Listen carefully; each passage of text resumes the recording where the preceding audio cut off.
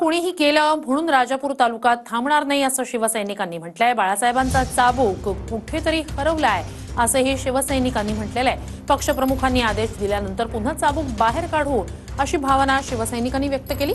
फुटणाऱ्यांना चाबकाचे फटके द्यायला आम्ही कमी पडणार नाही असंही शिवसैनिकांनी म्हटलंय। मी माझ्या परटवली गावामध्ये पाहिलं की एक हौशे 4 लोक गेले।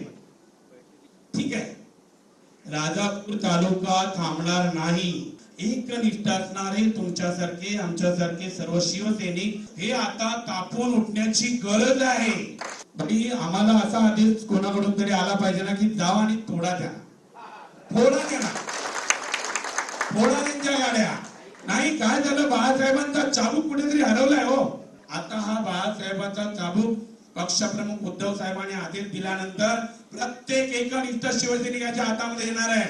आणि तो चाबूक ज्या वेळेला अशा पळणाऱ्या माणसांच्या छाताड्यावरती आणि टिंबटिंबावरती पडेल ना, त्याच वेळेला त्यांना कळेल की आम्ही बाहेर पाहायला नाही पाहिजे।